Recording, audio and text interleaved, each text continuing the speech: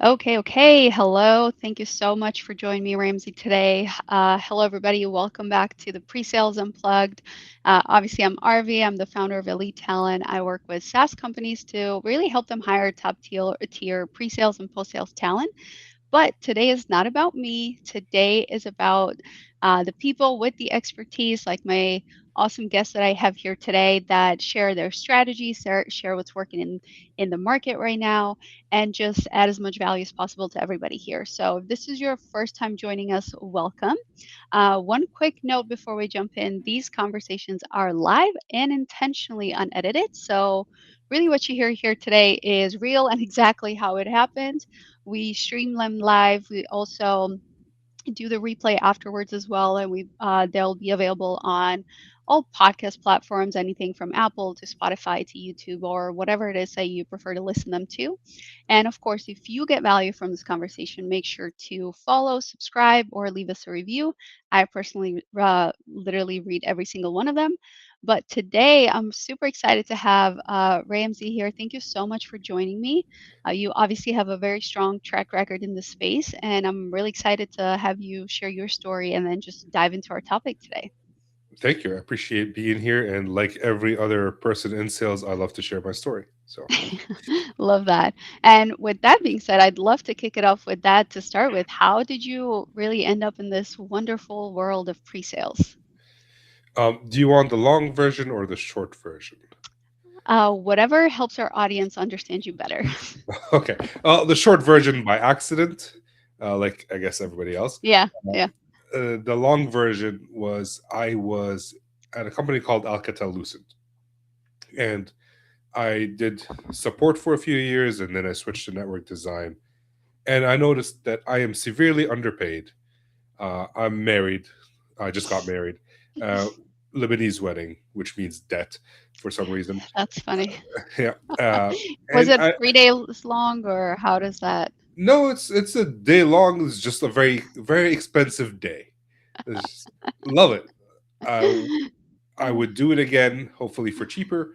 But it was a motivational thing for me that like, all right, now I need to go make more money. Um, and if Anything helps. Yeah, and I wanted to like I either wanted to get an offer so I can negotiate with my company or to find another job. And I found a role called systems engineer for a Hmm. company that we use their product. The company was called Spirent. We used their product at my company, and it's funny because there was a recruiter posting where I didn't have the company name. I applied to that, never heard back from them, but the company also posted at the same time the same exact posting, like, and I saw it within like 5 minutes of each other, and I Yeah, applied to that, and I got a call back in 5 minutes. So, that's crazy. well, the one thing I noticed is when a manager gives a third party recruiter like this is what I'm looking for, they don't deviate from that. And I had Yeah. nothing of what they're looking for other than I worked for one of the biggest customers that they want to break into. Ah, So I was okay. more of a Yeah. strategic hire Okay. rather than based on skills and Yeah. whatnot. But I went through the Okay. Very interview cool. process. Yeah. So Yeah. that's how I didn't even know what systems engineer doesn't mean anything. Like I don't engineer systems. Uh, Yeah.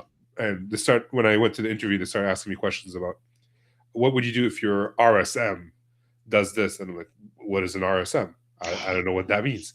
Uh, I'll probably correct them. So, and that's in the end, that's how I got into sales engineering. Uh, in 2021, I went on paternity leave, came back, and they said another company said, "Congratulations, Ramsey, you're now in sales." Hmm. I I enjoyed sales. I hated the politics internally. Loved working with customers, and really wanted to get back into sales engineering. So when this position opened at my current company, I knew the manager because of my own podcast, Oh, and nice. I reached Yeah. out to him, and one tip I share is don't ask for referral. Ask, do you like the company you work for? And that Mm, way they start selling to you and like you're not as desperate, maybe. yeah. Uh, so, and That's a now really I good tip. got the job. Yeah. That's awesome. So, first question I have is how has sales engineering really changed since when you first started to now?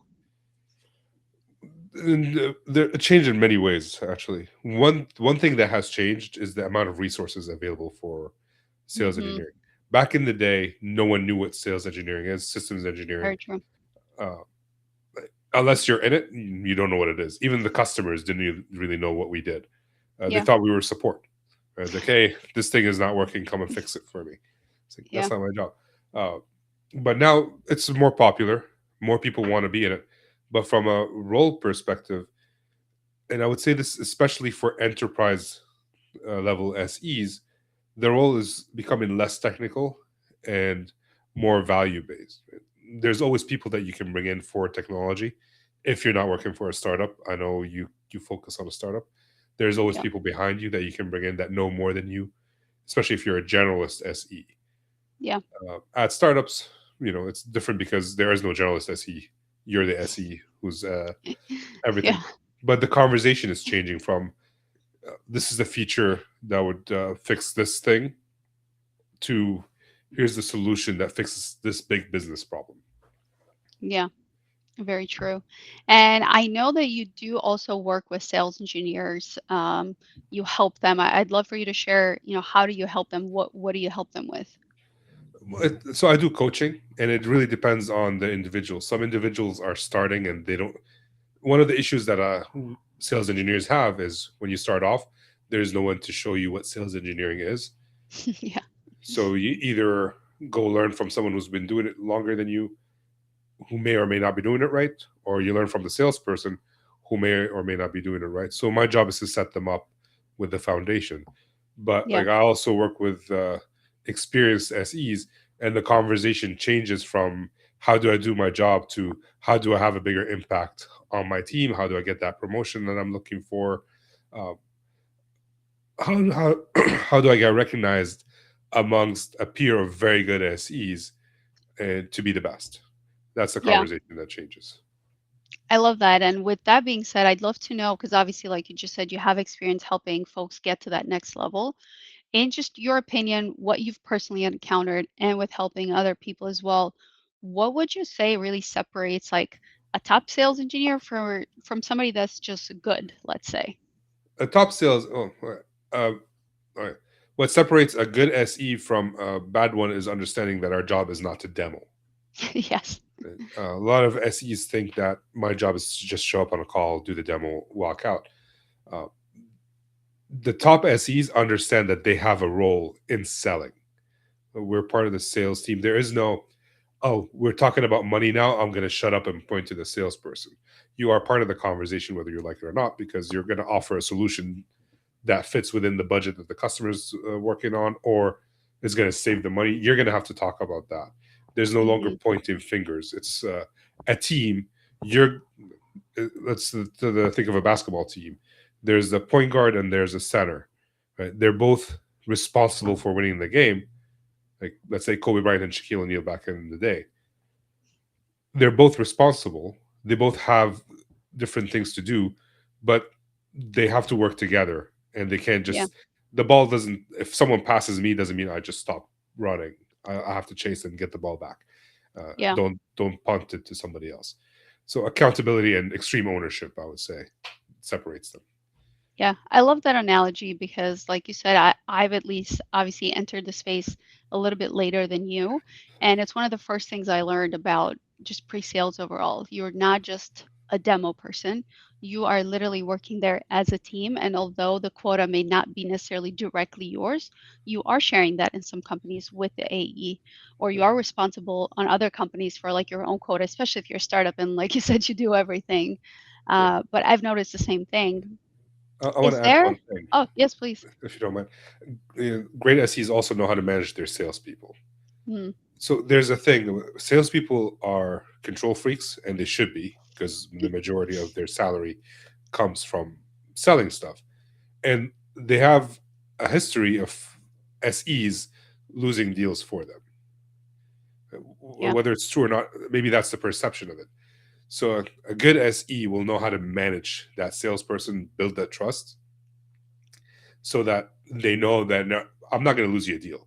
If anything, I'm going to be adding. I'm going to make the deal bigger. I'm going to help you close it faster, which then yeah, enables the salesperson to release some control and go do more stuff of what they're good at versus having to do everything themselves and wasting time on things that SEs could be doing. Yeah. Can you give us a couple of examples of like how can I build trust if I'm a sales engineer and maybe right now I'm really struggling connecting with my AE or we don't have that trust fully built yet? Is there any tips or tricks that like either you've implemented or you've helped other people implement to build that trust? Well, one thing is don't mess up, right? Yeah. Practice And before the call. yeah, like and if you do mess up, own it and fix it. Because I've done that. I've recently worked with a salesperson. It took me over 6 months to build a relationship with, and it Mhm. was very hard. And for the longest time, I felt like he hated me. Yeah. What I did right and what helped me overcome that was even when he said he doesn't want me on something, I'll tell him like, listen, I'm the SE responsible for this. I know you have hesitation because I am new. Fair. Let me go. I will find the right resource to support me on this, and I will not drop the ball. Right? Yeah. So there's a lot about. I could have went with all egos, like, hey, I'm an SE. I know I've been doing this for 10 years. I coach SEs. I've been in your shoes. I know how to do your job. You think you're going to tell me what to do? Yeah. So if we remove the ego and look at it from their perspective, trying to understand, they're a customer as well. I think of salespeople as our customers, and customers are not always right. But you can't tell a customer you're wrong. You kind of have to Yeah. show them, and you just build slowly. I earned a little bit of trust, so the next time we jumped on a call, I asked, "Hey, can I try this thing?" And he says, "All right, fine, let's try it. I don't like it, but you can try it." So we try this thing, and it works. And he's Mhm. like, okay, maybe we can do that more next time. And you build trust, and then you ask him, hey, how about we do it this way versus that way?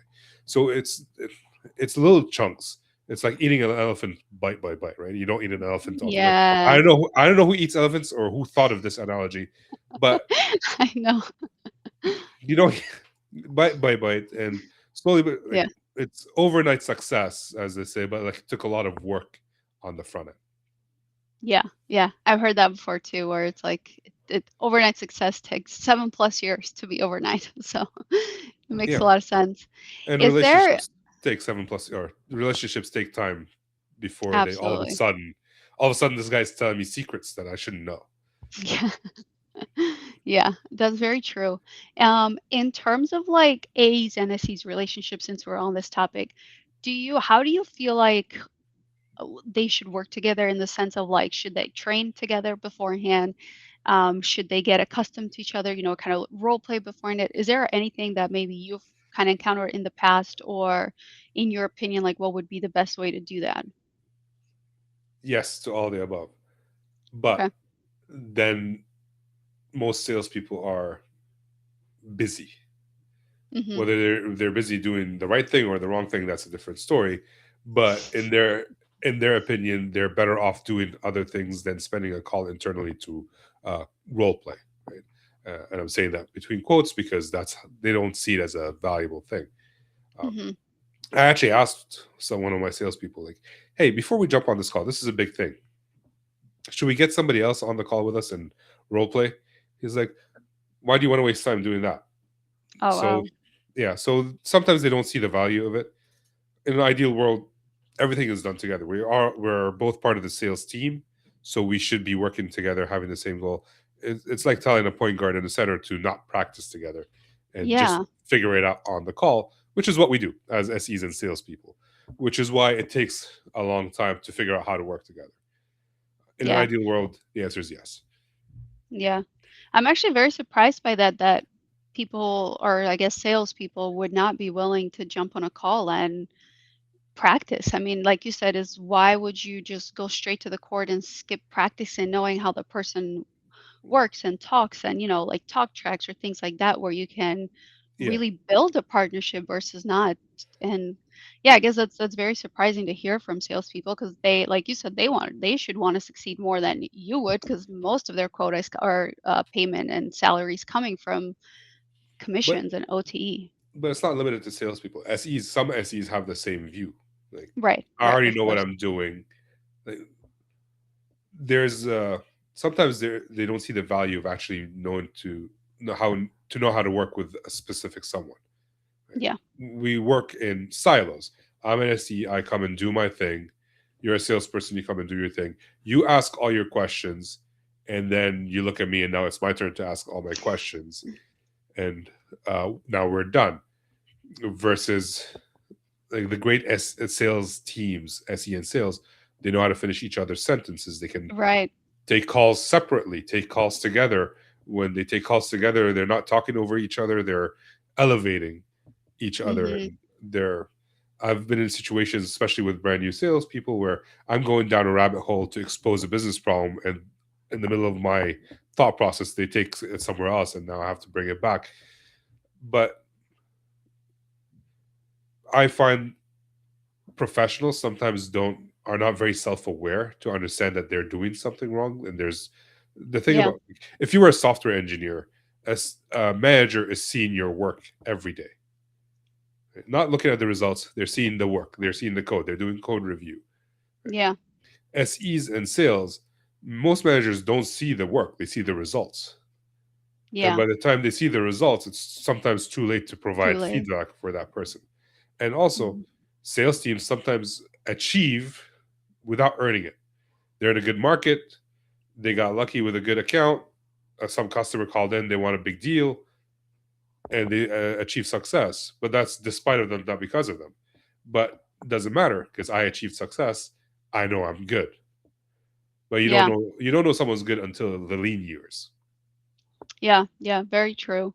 In terms of being an SE, and I know you said that you help people with, potentially moving up, like if they're looking for a promotion, etc. What would you say are some things that like they need to do to stand out to leaders nowadays? Whether, and you can break this down in two ways if you want, if the answer is different. Like one, if I'm looking for a promotion, what should I be doing? Or if I'm looking to get a new job, maybe I'm in the market and looking right now, what should I be doing to stand out to leaders or hiring managers? Right. So if you're looking for a promotion, let people know that you're looking for a promotion. Right? Like that's Yeah. uh it's amazing how many people are looking for promotion but then don't tell anybody.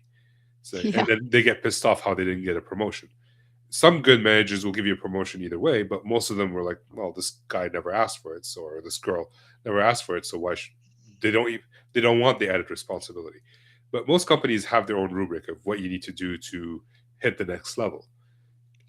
So if you're an SE and you're a SE, you want to become a senior SE, you go talk to the manager and say like, hey, I'm looking to become a senior SE. And one mistake I see people do is tell them, I deserve to be a senior SE today, give me the promotion. Yeah. Versus, I'm looking to become a senior SE. What is it that I need to do that? And now you're part of the same team looking to get coached to get that promotion. And they will tell you, well, you need to be doing this. You need to be talking to high level, C-level people. You need to be supporting other SEs on their other activities. They will give you a list. And now, if you've done those, you can tell your manager, "Oh, that's funny. I've done all those. What Yeah. what do I need to do now to get the promotion, or what do you need to do to get me that promotion?" Or if you haven't done those, you can say, "All right, well, can you put me in a situation where I mentor someone, or talk to a C level, do a public speaking gig, whatever it is that is required." That's the number one thing. And also be good at your job, right? Yeah. And if it's very hard to get a promotion if you don't hit quota, if you're quota based. So if you're not hitting quota this year, don't ask for the promotion this year. Right? Or actually, let me rephrase that. If in 2025, by the end of 2025, you think you're not going to hit quota, 2026 is a bad year to ask for a promotion. Actually, I have a quick question on that because Yeah, I've heard both sides of the story and I kind of agree with both. I can see both, and maybe it just depends on the situation. But I've seen leaders before say that you don't want to promote your top performing IC individual because they might not necessarily be a good manager, right? If we're talking about like a manager role. yeah, And then I've I heard agree. others say that like, yeah, you do want to promote your best one. And I mean, I don't know. I kind of agree with both. I can see why you might not want to promote your best person. Maybe they are not as good in terms of leading teams versus being an IC. And Yeah, some people that might have not achieved their quota, they're maybe better at being a leader than they were being an IC. What's your thought process on that? there's a few different things. One, if we're looking at there's promotion from like not necessarily to management, but to an individual contributor role. Yeah, You want to promote your best SEs to a higher level of individual correct. contributors uh, if they want the extra uh, pressure, right? Because if you go from SE to a staff SE, there's a whole list of. It's not just a title. There's Right. more things that you need to do, whether it's more public speaking gigs, more mentoring, more anything. Now, Yeah. hiring the your best SE for the sake of because they are the best SE into a management job is not necessarily the way to go. If your Hmm. best SE will be a good manager, then yes, you can hire them. But if your best SE is a selfish prick, I don't know if you're allowed to say that right now. Uh, if they're selfish, if they're all about themselves, because once as soon as you become a manager, it's now no longer about you; it's about the team. Exactly. Yeah. So then, no, don't hire that person. Keep them in what they're doing. They're great at it. Maybe give them the a raise or promotion to a higher level. And if they want it, but they might want it. And, just Yeah. make sure that they're happy and they're able to support the rest of the team. So does I that love answer your that. I question? think you made a very good distinction there is don't just promote somebody for the sake of promotion. And I think where maybe leaders could go wrong in there is where exactly what you just said, like, have they done, like the list, like if you go and tell them, like, I do want to get promoted, have they done the list that would include in that promotion that could tell them that, yes, I am a good, or there's levels to management and leadership, right? Yeah, But like, yeah, I am a good person to get into that role and I want to keep evolving that, etc., versus just promoting for the sake of promotion. So I yeah. think that's a huge distinction for sure. Generally speaking, if you can be a leader without being a manager, right? Like you can show leadership skills. Absolutely. You'll be Yes. given opportunities to lead a team or lead a project. You can do all these to prove that you can be a good leader, or even to yourself, you might not be a good leader. And sometimes, like an individual contributor might not want the leadership thing because there's a lot of politics involved, a lot of Yeah. paperwork involved. It's no longer what I'm great at. I'm going to have to go learn something completely new. Sometimes individual contributors would hate, like great individual contributors, great SEs would hate becoming an SE leader. Yeah. But you asked me like what people should do if they want to get promoted. We we can talk about if you want to get promoted to SE leader, they should do. Is that uh, again talk to your leadership, but now you need to build relationships with the higher ups, Hmm. with the directors of sales and directors of or VPs of sales, because they will influence who will become a leader. And also, if you become a leader, you're going to have to work with those people. And Yeah. if you can't build a relationship with them, if you hate talking to them because whatever reason they're narcissist salespeople, whatever bad perception you have about them, then you're not going to enjoy working with them as a leader, anyways. So Yeah. Very test the true. waters ahead of time. Absolutely. Yeah, I agree. And if it's somebody out there that's never been a manager or a leader before and thinks that they would be good at it, like you said, just try it out, try the role, see if, and like you said, you can be in the role without necessarily getting the title. Yeah, So try that out, see if it's something you actually enjoy doing before getting that promotion. And I've seen, honestly, that there's times where an IC individual goes into a managerial position, then they want to go back because they yeah, didn't enjoy it. And I don't think there's honestly anything wrong with that either. Like sometimes it could just be a leadership mistake where you just said like they promoted you out of just the sake of promotion. And other times you might try it and say, hey, you know what? I thought this might be good. It's not for me. I want to go back to being a top performer. yeah. So, And if you're a top performer at SE, you usually make more money than your manager. right. Very true as well. So I mean, Yeah. like the base could be higher for the manager, but year over year, their commission is stable because they have good performers and bad performers.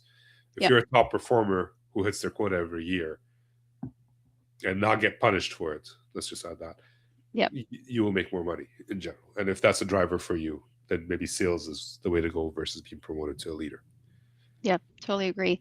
Now, I'd love to hear the second part of this. I don't have a job, so what do I do to stand out to leaders if I want to be a sales engineer in, whatever my company is that I want to be in? Yeah, we talked about this on my podcast 2 days ago, and Yep. you offered a great suggestion, which is basically treat it as a sales job, right? Now you're doing outreach to managers. You're trying to figure out who in your network can help you get a job. Again, tell people you want it. If you don't have a job, tell people you want a job. Announce it Yes. on LinkedIn. If you have a job and don't want them to know about it, then reach out privately to people. There's one gentleman that I've coached.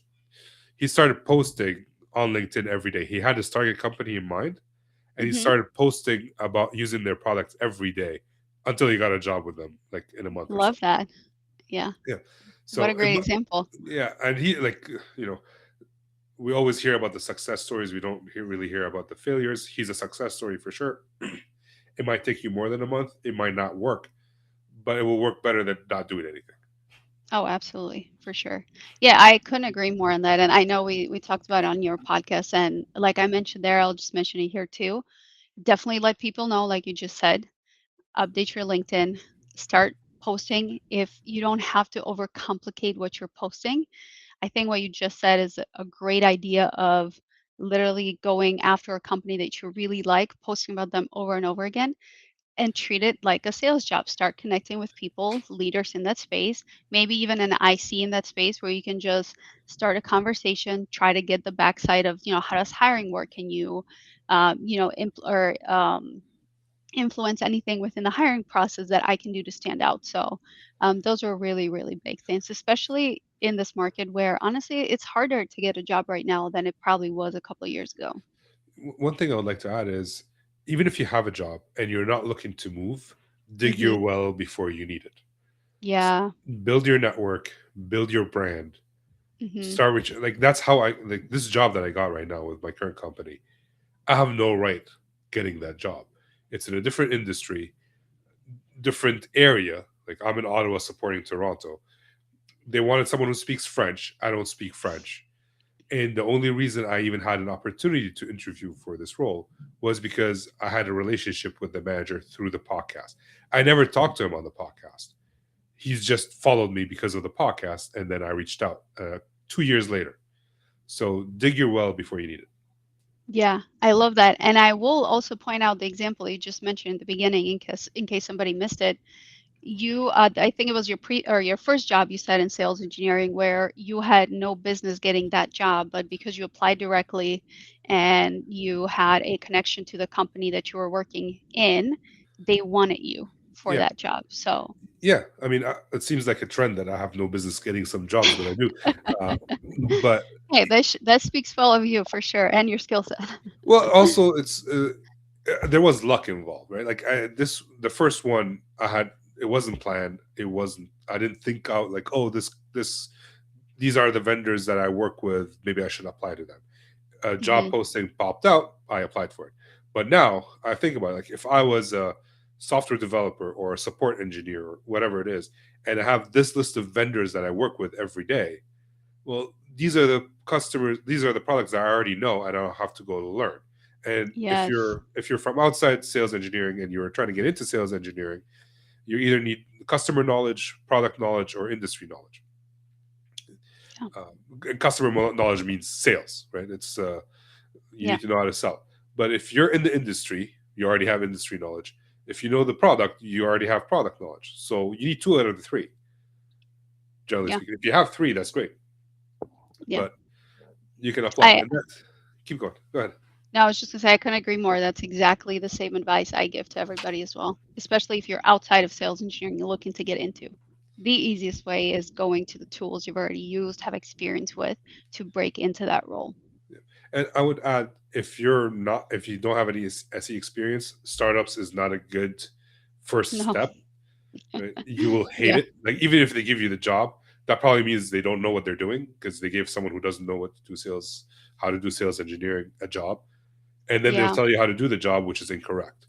So if you're brand new, go for the bigger companies that will have time to, even if they don't teach you how to be an SE, they will they'll give you time to learn on your own. Yeah. I love that you mentioned that because I feel like I've so far at least I feel like I've been the only one saying that. But I again I couldn't agree more. Like starting in a sales engineering position and going straight to a startup, it's the chances of you getting that job are, like you said, one, super low, or two, they just don't know what they're doing and you should still run from it Yep, because you will end up hating it. And then honestly, I feel like you're gonna end up blaming sales engineering when had nothing to do with that. It was just the circumstances or where you started. yep, So yeah, I yep. couldn't agree more on that end. Great. I'm happy to be here. Love that. What is there any like tech tool or tech stack or any tools or anything that you'd recommend that, if I'm either a sales engineer or maybe looking to get into, that there's some basic things that I should know how to use or what to do when it comes to like the sales engineering position or pre-sales as a whole? I mean, one, you have to know the products that you're going to sell. Right. So whatever those are, I would say like if you're looking to go and become a sales engineer for a DevOps company, like a sales engineer that sells DevOps product, you have to understand DevOps. Um, so you're either working in it or you're doing a lot of courses to learn it on your own, and even Hmm. that is kind of hard. Right. But if someone's more experienced, like I am, I've been in networking for a while. I've been a sales engineer for a while. I wanted to move to a different industry, then I should study whatever that industry is teaching. Or like if I want, I'm in data resiliency right now. I could have learned storage. I could have learned cloud. There's a lot of things Hmm. that you can learn that are adjacent to that industry. Maybe not industry specific, but adjacent to that industry. And in Yeah. the end, the whole point of the certification is to show that you can learn rather than that you have a certification. So pick something that you would enjoy, that you would stick to, that would help you with your current job or a side hustle you're doing, and go do it. That's my Yeah. suggestion when it comes to that. And do you personally use a frame of some sort or framework of some sort when it comes to like demoing or jumping on calls, with AEs? Is there some sort of framework that you try to follow? And we don't have to go, extreme detail, but just to give people a understanding of like, hey, you need to at least hit like these 4 points on a demo. My framework is all around the business. Like, what is first off, I try not to do a demo without having done a discovery. I Hmm. know it's not always possible. Sometimes it's a simple product that you jump in and you do a demo. But even before the demo, do a discovery. Have a 5 minute chat. Uh, and the big thing is understand what the business problem is, and then tell stories about how you use the product to to solve that business problem. Without business problem, there is no sale. Because if you have a technical problem, a technical solution is cool, Yeah. but if it costs more money, then you didn't solve the business problem, and therefore you're done. So yeah, like it's always around the business and the value of what your That you're solution, bringing. yeah, what your Yeah. solution brings. And I like to come up when I do a demo. I like to show them like this is what other customers have used. Um, One of my favorite like people who does that is Chris White. And quite frankly, I haven't seen too many people do a demo. So if you haven't purchased the book or read the book, The Six Habits of Highly Effective Sales Engineers, you should look into that. There's a lot of demo books out there. Uh, Yeah. Demonstrating to Win is a very good book. I feel like I've graduated past what they teach there, but it's a good start for those who don't know, and for those who do know, focus on the business. It's as simple as that, really. Yeah. Well, you jumped the gun a little bit, but that's fine. It's good. Okay, I was going to sorry. ask next, is there any books or trainings that you recommend for pre-sales people to really read? And I've had Chris White on my podcast too, and honestly, his has been one of my most watched shows and downloaded podcasts ever. So Yeah, I couldn't recommend him highly enough as well. I mean, I can still answer the question if you want. Oh, yes, please. Okay, for SEs, what I consider the SE Bible is Mastering Technical Sales by John Kerr. Love that. Uh, it's a thick book. I'll have it somewhere. It's a thick book, and you can just like pick your adventure. You can whenever you need something, you can go look for. I have in this problem and look for it. So I would suggest that. I'm going to be self-serving. I do offer coaching, so if you need help, Absolutely. check my WeTheSalesEngineers.com. In terms of training, Chris White has great training as well. That's accessible, right? John Kerr has training, but it's more and might have changed. I'm not aware. Yeah. but it's more like going on site for a 5 day session or remote for a 5 day session, whatnot. Chris has more of a online presence as well, so you can check those out or check. Yeah, I have courses on my website too, but not trying to sell anything right now, unless you want to No, buy. Unless someone wants yeah, to buy, I'm not trying to sell. I love that. And I feel like you would be doing your audience a, or just our audience in general, a disservice not mentioning your training because I know it's top notch. So uh, It's thank you for sharing that. it's my pleasure. Uh, It's funny you say that. If you don't mind me jumping in, I was talking yeah, to please. someone yesterday, and they're like, "Well," we asked them, "Well, can you send this information to the customer?" And they're like, "Well, I don't want to be a pushy salesperson." And in my head, I'm like, what do you mean pushy? Like, they have a problem, and this is going to solve that problem.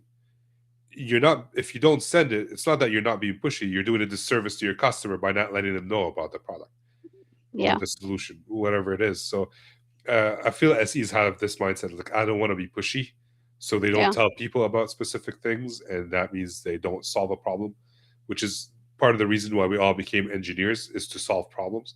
So you're yeah. you're, you're missing out on solving a problem by trying not to be pushy. You don't have to shove it down their throat, but they should be aware of it.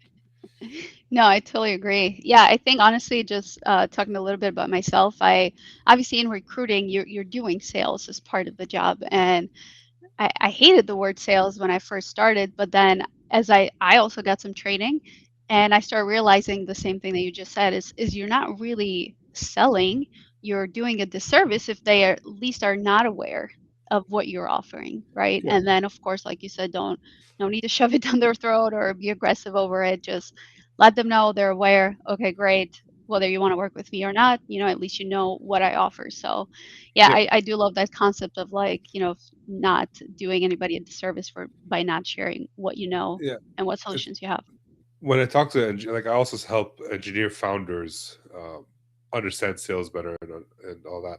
And when I talk to them, I replace the word sale to solve. Mm, You're not selling. Like, you can't sell anyways if you don't solve a problem.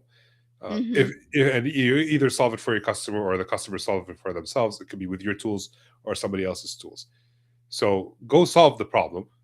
The sale will come. Obviously, it's a little bit more complicated, but generally speaking, in a the simple way, intent yeah, to sell, the intent to sell to buy will be there, and now there's negotiation, a whole bunch of stuff that goes with it. But in general, if you don't solve the problem, they're definitely not going to buy. absolutely. Love that. I'd love to end with this question. Obviously, you've been in sales engineering for a while. Where do you kind of see the role evolving to, if anything, in terms of like everything that's happened lately with AI, and all that crazy stuff? And of course, it's a hot topic of since I don't know 2020. I feel like Yeah. with AI. So the way I see it is, customers want to continue working with customers, at least some of them. With people, customers want to continue working with people. People want to work with people. Sometimes you can overcome, like, for simple things, sure, bots can help. So for SMBs, for people who just do demos all day, they can easily be replaced by AI. For Hmm. the higher level, like mid-market, commercial, enterprise, strategic, the role is becoming less and less hands-on keyboard and more strategic thinking. uh, Hmm. has a lot to do more with the content creation and general knowledge sharing.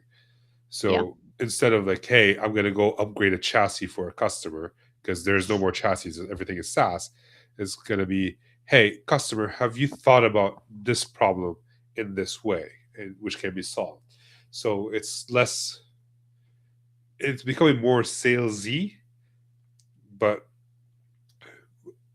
at the same time, you're going to have some technical chops to Yeah. hold your credibility. Yeah.